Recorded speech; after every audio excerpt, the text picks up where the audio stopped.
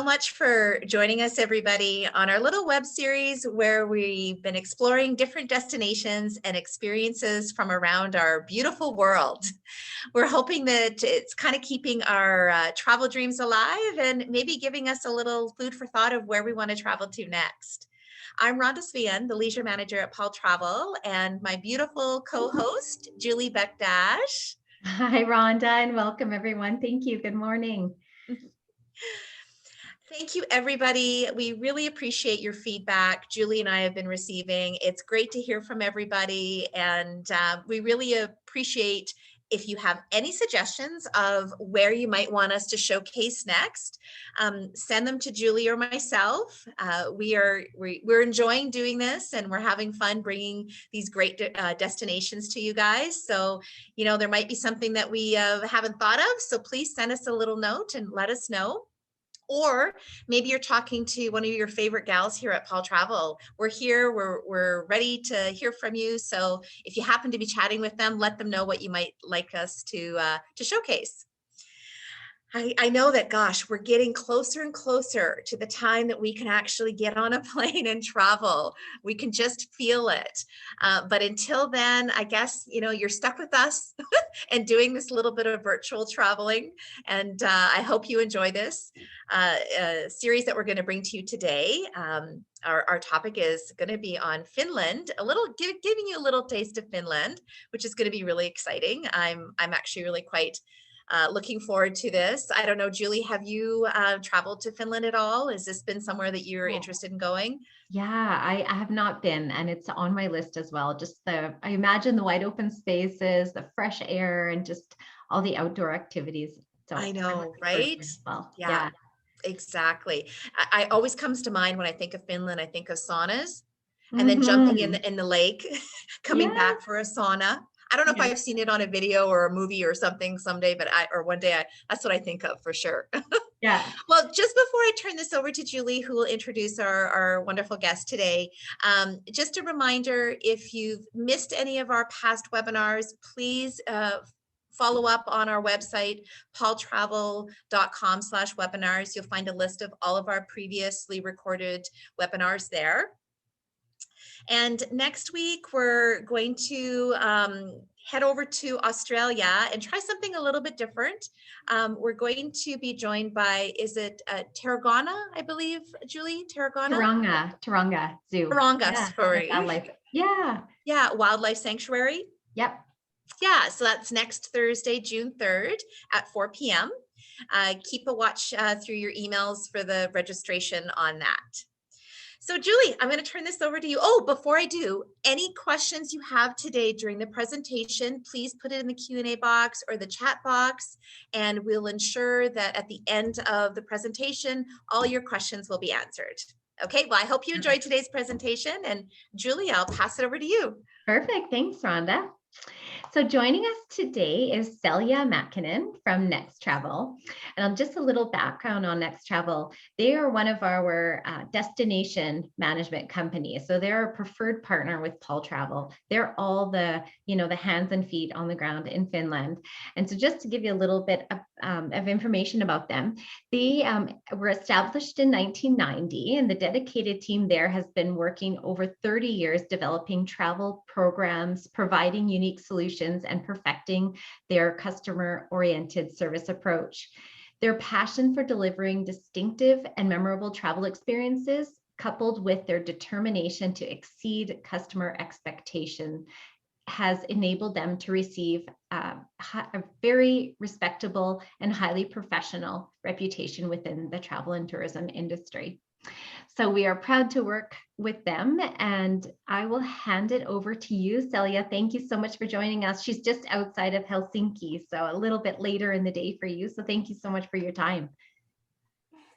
Thank you, Rhonda, and thank you, Julie. It's a pleasure to be here and to introduce our beautiful country to you, and hopefully spike up a little bit of the spark to travel to Northern Europe.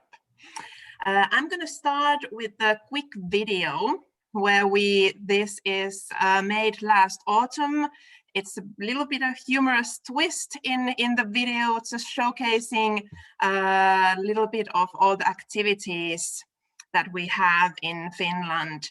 So let's start with that one.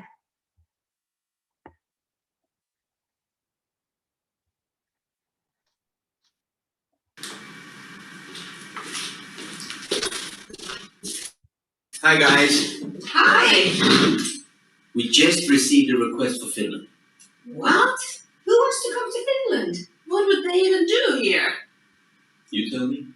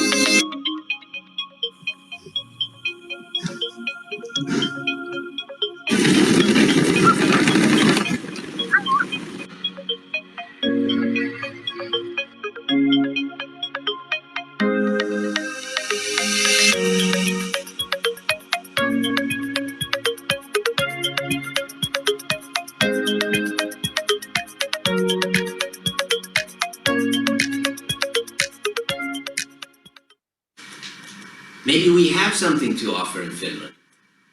Maybe we do. Welcome to Finland.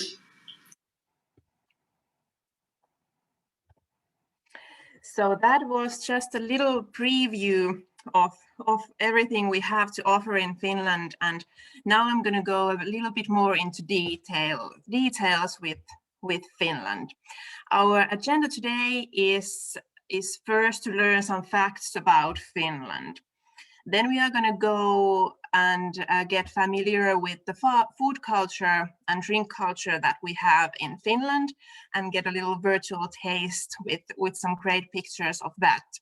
Then we start going from south to north, starting from Helsinki area and then going a bit more to the north to Lakeland and then all the way to Lapland area. And I'm going to show you some sample programs as well, how all of these great activities can be combined for a visit in Finland.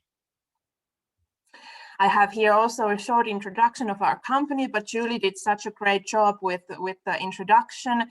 So I'm just going to say a few words about us. We really like to be personal with the programs and all the wishes that our clients might have. We love to make those come true and give that special feeling for a visit in Finland. We have our main office is in Helsinki, in the capital of Finland, and then we also have one office in Lapland, in Rovaniemi. We also operate in Sweden, so that can be easily combined with a visit to Finland. Then let's start with the facts of Finland. So Finland is located in Northern Europe, between Sweden in the west and Russia in the east.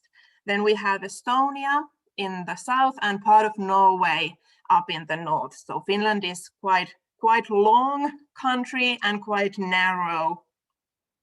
And the capital of Finland is Helsinki in the southern part of Finland. And the currency that we have here is euro. Finland has about 5.5 million inhabitants, and Finland has been independent since 1917. Before that, we were part of Russia, and before that a part of Sweden, and influences from those both countries can still be seen in the architecture, in the culture, and also in everyday life. In Finland, we have 2 official languages, Finnish and then Swedish. And in Helsinki, for example, you can see all the street names. They are both in Finnish and in Sweden. Finland has been selected also for the happiest country in the world for a 4th year in a row now. And every year that title surprises us Finns, because usually when people think about Finns, they think that we like to keep to ourselves, and we are not really talkative, and we enjoy the solitude of our summer cottages in the middle of the forest or by a lake. But maybe to earn this title, we have something that we can be proud of. We have a really good educational system, a good public healthcare system. The technical development is really high in Finland. We have a lot of new startups that really bring Finland in the map with all the technical new solutions, and Nokia, of course. We have Kone that makes the elevators. Angry Bird comes from Finland. So we have a lot of technical know-how in this country. Finland is also quite sustainable. We recycle all our materials, and we love to bike. It's easy to bike in Finland, and in Helsinki.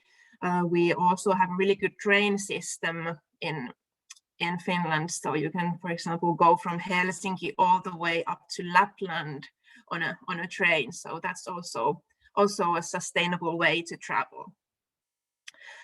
In Finland, we have 4 seasons. We have summer season, autumn, then we have winter with a lot of snow, and that is the time when Lapland is the main area to visit in Finland. And then we have, of course, spring, when everything blooms up again and leaves come out and everything is green after the long winter. And we love to wear our shorts and short sleeve shirts when the temperature is on the plus side and the first rays of sunshine come out. So we really love that after the long dark winter. There are really good plane connections from Central Europe to Finland, and also straight flights from USA. So it's easy to arrive to Finland. And in Finland, you can go around with a car or then with the train and be sustainable. And also you can fly from Helsinki to Lapland in a bit more than an hour. I also want to mention a few of the other capitals around the Baltic Sea besides Helsinki. We have St. Petersburg in Russia. That is 3 hours with a train from Helsinki, so it is also possible to connect that to a visit to Finland. Then we have Tallinn in south. That is 2 hours ferry ride from Helsinki, and then Stockholm in Sweden. You can go there also by a ferry, overnight ferry, or then with a plane. And just quickly before we go deeper to Finland, let me show you few things of Tallinn and Stockholm. Like said, Tallinn is only 2 hours ferry ride from Helsinki to south to Estonia, and it is a perfect day trip destination from Helsinki. The currency there is euro as well, and they have really beautiful old town, which is UNESCO World Heritage Site. So it's worth visit when in Finland. And then Stockholm, which can also be connected to as a pre or post destination to visit in Finland. They have different currency than in Finland. And you can, in Sweden, you can enjoy the Swedish archipelago life, or stroll in the historical old town area and get the Swedish feeling. So it's also close by to Finland, and great idea to combine with a visit Finland and Northern Europe. Then let's start with digging deeper to the Finland and Finnish culture, and let's do that with Finnish food and drink culture. In Finland, we really love the local ingredients. We love to use the locally produced ingredients and be sustainable in that way as well. The food is common, inspired by nature. We have in the southern part of Finland, in the archipelago, we have the archipelago cuisine with a lot of fish dishes, salmon soup, glow-fried salmon, all those toast skagen bread with shrimps, a bit more lighter cuisine than, for example, in Lapland up in north. There the specialities are reindeer meat and all the root vegetables and seasonal products. That's the key of Finnish food culture. We also love to drink coffee. I think we are up there almost as the highest rank also on that list of coffee drinkers of the world. So we really like to keep our caffeine intake high. We also love beer. We have a lot of local small breweries in Finland that produce great local beers. And then we also have locally produced gin. And that is, we have also in Helsinki one gin distillery that is really, really worth visiting while in Helsinki. We have also a real superfood coming from Finland and from Finnish forests. You can go berry picking in the forest in Finland, and we have this thing called everyman's rights. And that means that everybody can just go to the forest, have a stroll, relax, enjoy of the nature, pick up some blueberries or raspberries, cloudberries or mushrooms, whatever is growing that week and that season. And also a perfect way to top off the hike in the forest is by making this traditional coffee made on an open fire. So we also love to do that. Every time we go berry picking, we have our coffee, of course, coffee with us. Also can be tea or hot chocolate and some sandwiches as a snack when we go to the stroll in the forest. Then let's move to the areas of Finland. Let's start from the south, from the Helsinki region. And Helsinki is the capital of Finland. There is about 1 million inhabitants in the Helsinki area, so almost a fifth of all the population in Finland. And Helsinki is the biggest city in Finland. There's a lot of parks, green areas in the city center as well. It is easy to go around by walking or biking or taking a tram. And the city center is right there by the sea. Like in this picture, for example, this is from the market square, and right there is the sea that connects with the ferries to Tallinn, to Stockholm.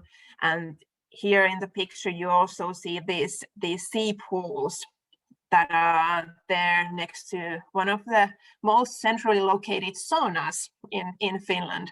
Like Rhonda mentioned in the introduction, we have the sauna culture really strong in Finland. So you can go to the sauna and for a swim right there next to the market square, right in the city center.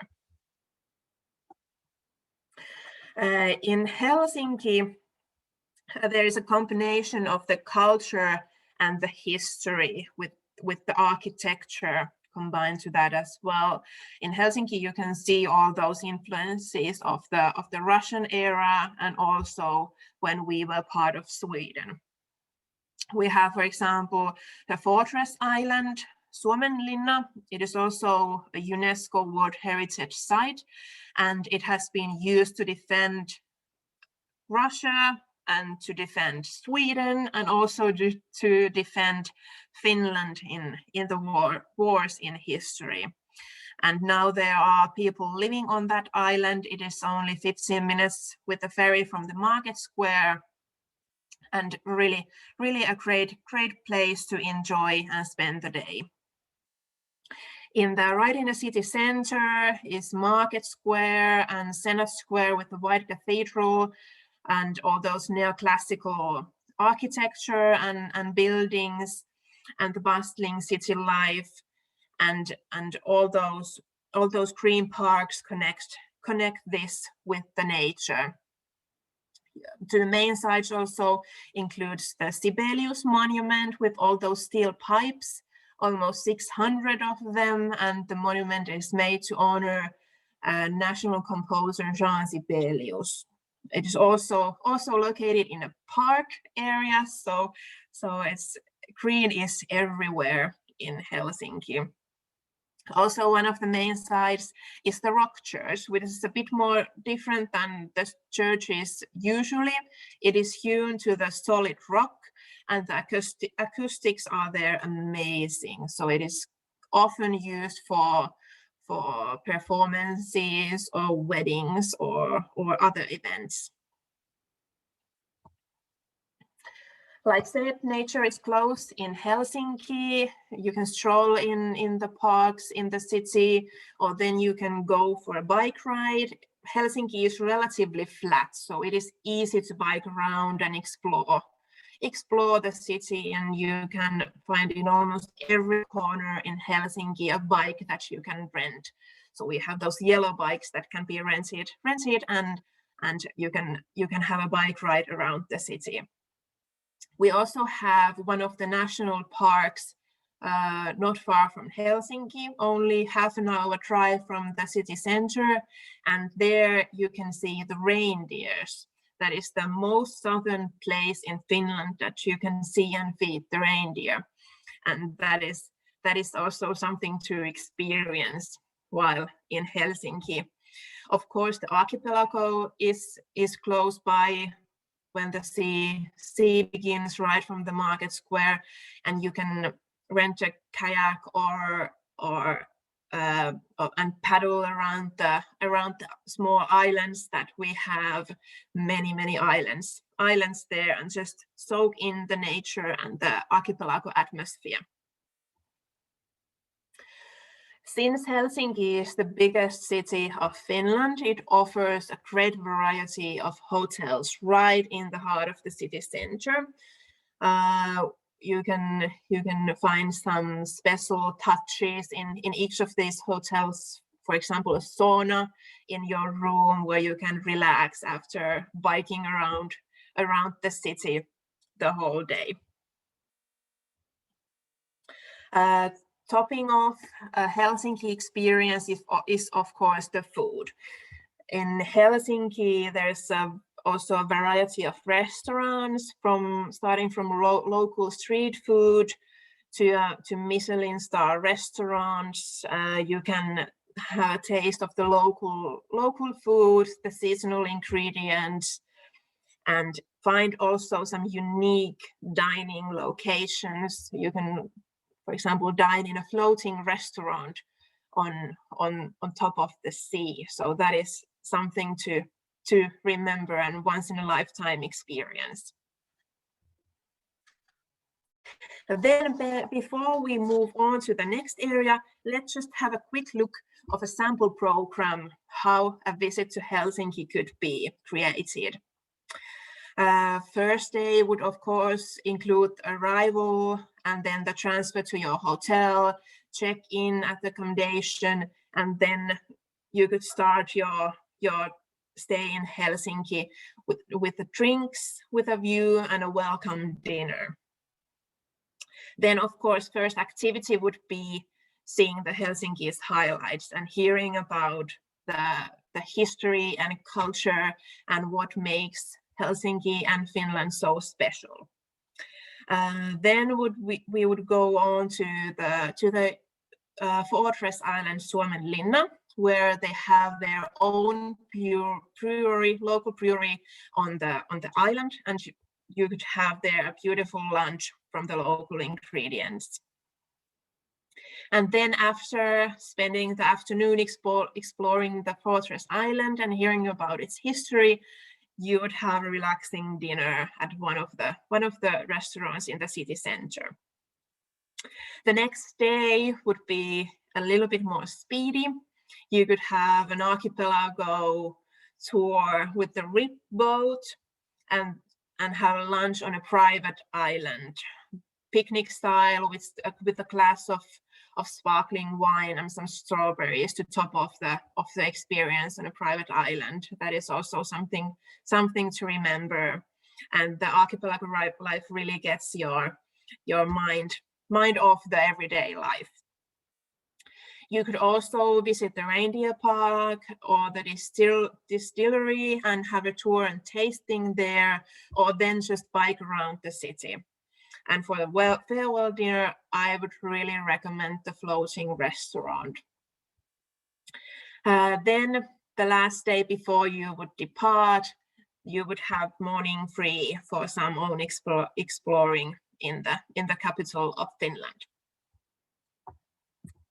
Then let's move on to the Lakeland area. It's a little bit more to the north from Helsinki region. And like said, we have almost 200,000 lakes in Finland. So that is a lot of lake area.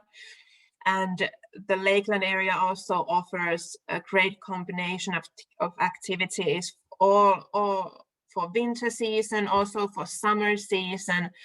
So depending of the season, you can have a great visit in the Lakeland area. We have one video from a beautiful resort called Järvisydän that is there in the heart of the Lakeland area. And I'm going to show you that because the videos and pictures, they always tell more than 1,000 words. So let's have a video provided by this beautiful resort.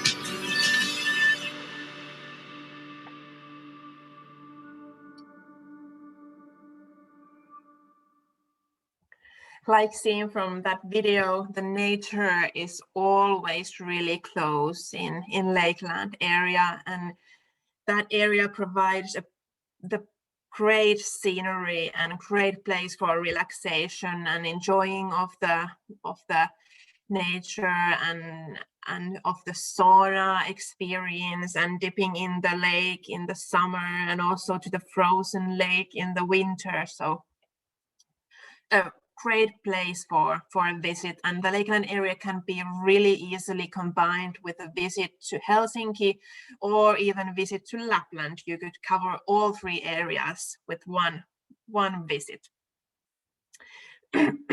Next, we move on to Finnish Lapland and Rovaniemi, which is the biggest city and so to say a capital of the Lapland area.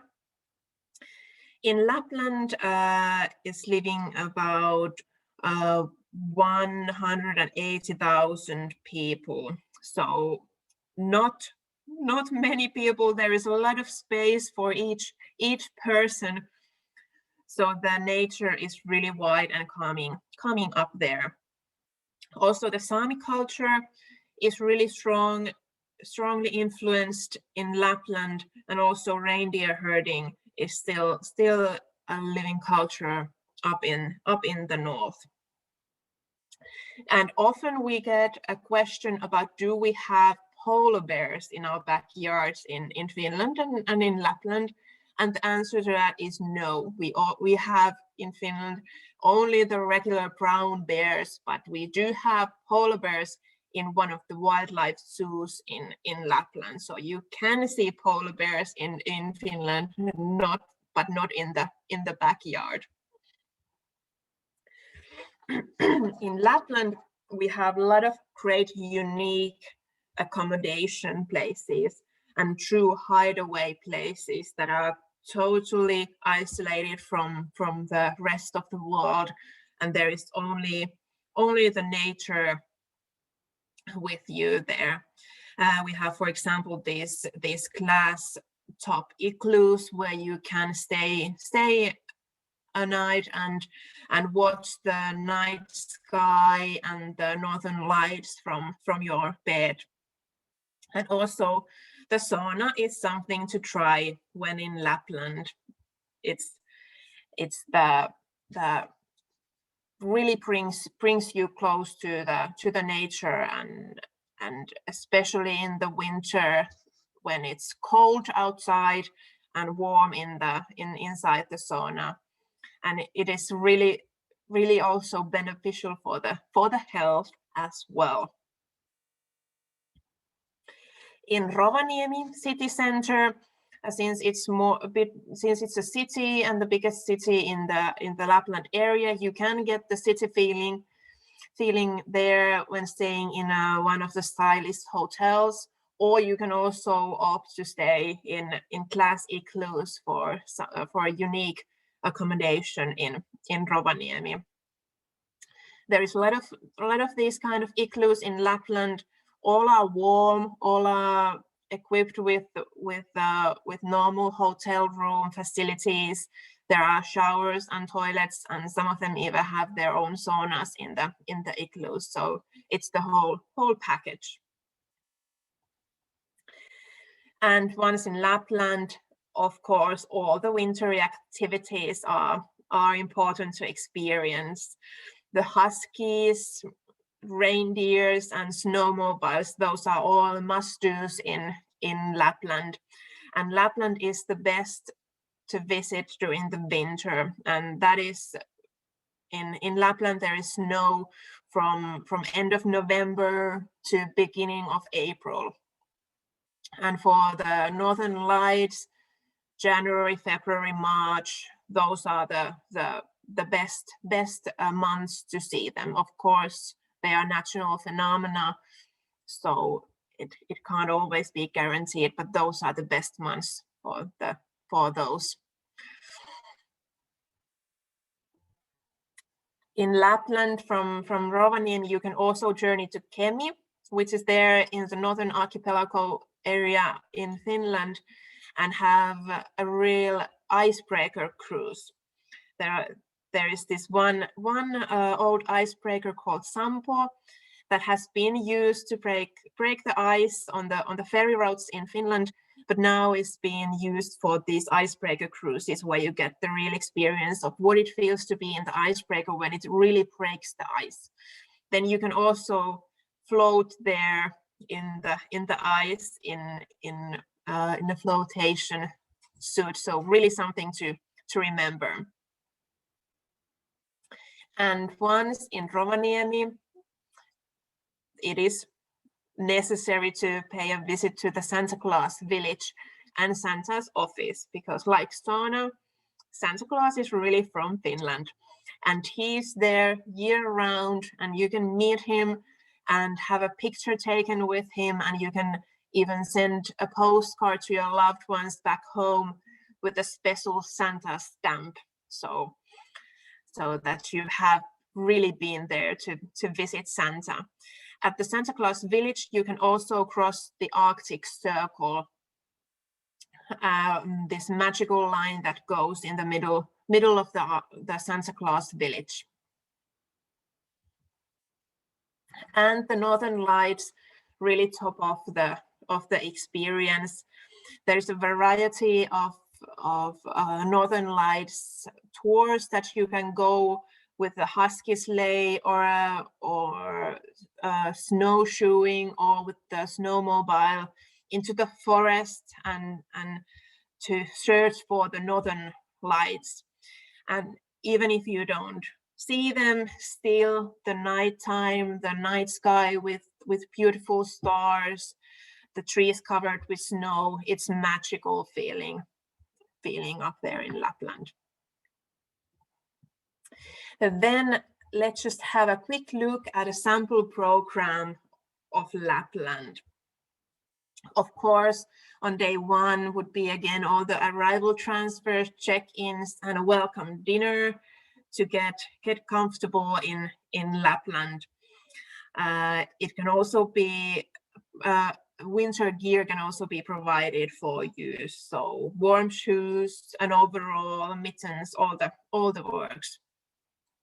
Then on day two, you could try snowmobiles and some ice karting to get a little fast and furious in Lapland and get going in the snow activities.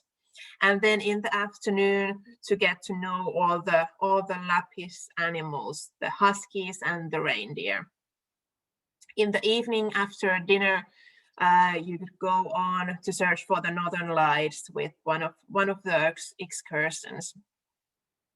The next day could be a full day tour to Kemi to see the Sampo icebreaker and have a cruise on it. And then again in the evening, you could go searching for the Northern Lights. The day four would be like local. You could go ice fishing and experience the nature and have lunch there. It doesn't matter if you don't catch any fish. The guide will bring you some local lunch and some fish with to prepare. Afternoon, you could explore the Rovaniemi city or have some activities on your own if you wish to try again, for example, the snowmobiles or visit the huskies again.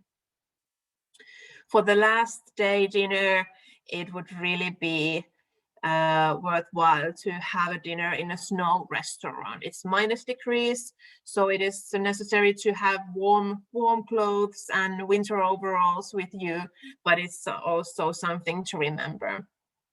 And then on the last day before the airport departure transfer, you could meet the Santa, the cherry on top of the Lapland visit.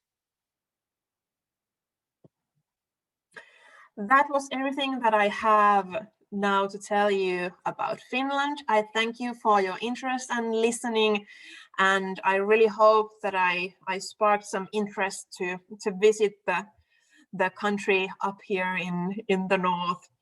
And we are really looking forward to seeing you in Finland soon. Thank you, everyone.